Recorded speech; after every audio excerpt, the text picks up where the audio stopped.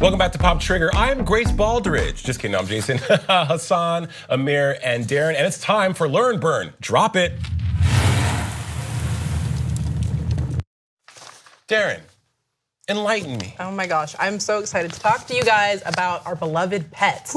And I actually dug through you guys' Instagrams to find pictures of you and your pets. So that's gonna be playing while I'm talking, but I'm gonna talk to you guys about potential bacteria, viruses, and diseases that you can get from your pet. So the flu, I actually didn't know that you can get infected from your cat with the flu. They can actually catch the regular flu or bird flu viruses. Let's see, the next one is the plague. You can catch the plague from your dog, okay? So both dogs and cats can catch the plague, although cats are more susceptible to the plague. You can get it from being bitten or scratched by an infected pet, and surprisingly enough, there were 16 cases in 2015 and 4 deaths from this. So keep track of your pet. Okay, and Grace. it can be transferred through fleas too, so keep fleas off your pet. Wait, do the pets get the plague too? Yes, yeah. They can so get they it? can get it and too. they have like the same symptoms and everything? My God. Yeah, it's pretty crazy. The next one I'm gonna talk about, salmonella. So this is mainly if you're a reptile person, so snakes, turtles, frogs, you can get salmonella from those. Next one is going to be rabies, obviously. If you get a rabies shot every year for your pet, then you're fine. But the CDC actually still gets reports of about 80 to 100 dogs and more than 300 cats each year that are infected with rabies. Let's see, the next one is going to be campylobacteriosis. If you're a farmer and you farm chickens, beware of this one because it can infect chickens. And then if you eat raw or uncooked poultry, it can infect you.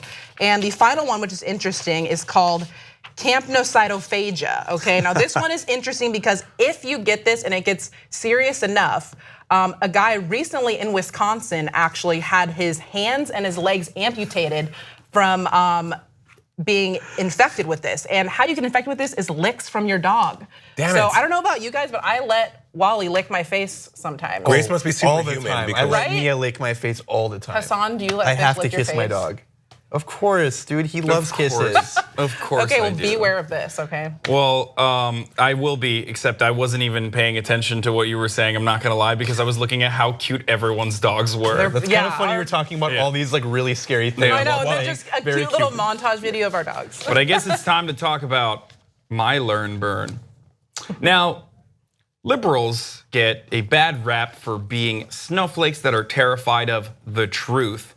But it turns out that back in the Red Scare days, in this day in history on November 13th, back in 1953, the Indiana Textbook Commission member charged Robin Hood for being too communistic and tried to ban Robin Hood from being distributed to children in Indiana.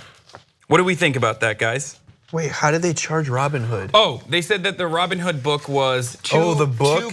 Yes, the Robin Hood what book year was was too this? communist back in 50s? 1953 during the time of the McCarthyism. during the time of the Red Scare. They said that the idea that Robin Hood was distributing wealth by stealing it from the wealthy and giving it back to the poor made it a communist book. It was communist propaganda, and therefore we should not read it. stupid. It's just like the witch hunts. That's interesting. yeah. It's like the things that they did during the Red Scare was kind of incredible. Do we think that it's happening now is the question I wanted to ask you guys about right now. Because like I feel like there are remnants of the Red Scare that are present even in modern society, and liberals do it in a way where they're like, Donald Trump is basically Soviet Fascist. Russia, Yeah. even though Russia hasn't been a communist nation for the past 20 years at least, you know what I mean? And yet they're like, they have ads in Indiana and other places where it's like the GOP with a hammer and sickle.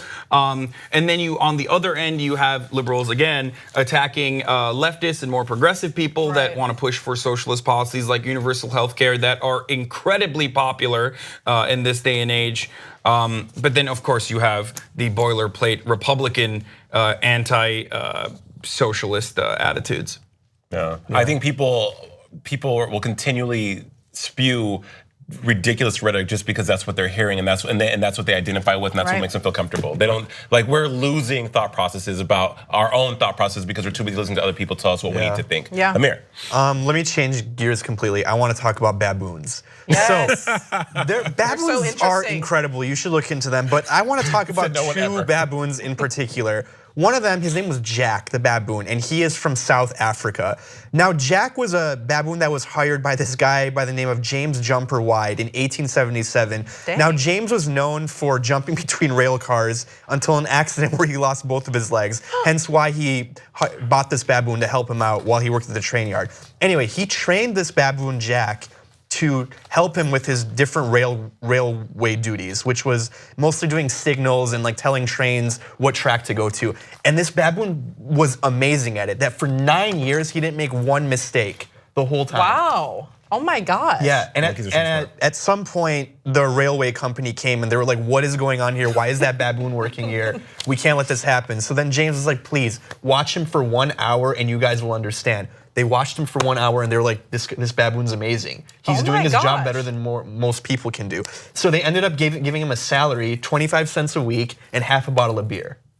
And he did this for baboon? They give him beer? Yeah, they gave the baboon beer. 1800s were an interesting time. Yeah, for labor sounds like laws. a great time. Yeah, so then he worked for 9 years and then he unfortunately died from tuberculosis. Oh my goodness. Probably from drinking too much beer and really smoking fast, cigarettes. another baboon. There was a baboon named Jackie, the baboon, who fought in World War I. What? Yeah, and he was with this guy who owned him, and he's like, can I please bring my baboon with me? So then he came and he fought in the trenches with the other guys. Oh my gosh, that is so, look at that, let's do a little salute. Right. Yeah, what an insane thing. We're just like forcing animals to an exotic animal and kill them. He would help out, and like he could smell really well, so he would know if like there's enemies nearby.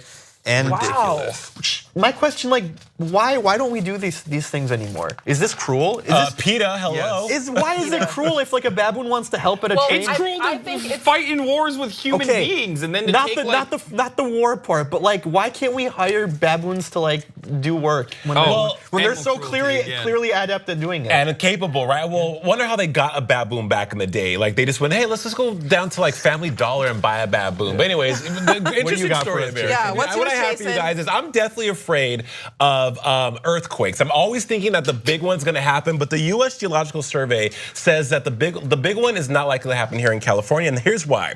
The magnitude of an earthquake is related to the length of the fault on which it occurs. That is, the longer the fault, the larger the earthquake. A fault is a break in the rocks that make up the Earth's crust, of course, along which rocks on either side have moved past each other. No fault long enough to generate a magnitude 10 earthquake is known to exist, and if it did exist, it would extend around the planet. Most of the planet. So saying that the fault, the San Andreas fault that runs through California, which is a horizontal strike slip fault. So just so you guys know, you're always saying, oh, California's gonna fall off into the ocean. Skirt! It's not, because it moves like this versus like that. So it's we're moving further north, but we're not falling off into the ocean. And the largest earthquake ever recorded was a magnitude 9.5 on May 22nd, 1960 in Chile, on the fault that is that's almost 1,000 miles long, a megaquake in its own right. So that would be a place that would have a huge earthquake, but not here in California. Have you ever experienced an earthquake? Yeah, it was awesome. They don't have they don't have Dwayne "The Rock" Johnson to hop in a helicopter and save literally every single person in Chile. I'm not gonna lie, I'm pretty scared about earthquakes. So usually they're only a few seconds long when the quakes happen. They feel like an eternity though. The one that caused the tsunami in the Philippines, that one went for like 14, 15 minutes. Right. The ground shaking for like 15 minutes. That was December 26th, I can't even 2004. imagine. Yeah. Damn, you know your earthquake facts, dude. I survived one of the largest earthquakes in recorded history too, in Turkey, in Istanbul. I forget what year it was though. And you're here to tell the story, you guys. And that's all for Pop Sugar, everyone. Thank you so much for watching. We appreciate you. And until next time, we out.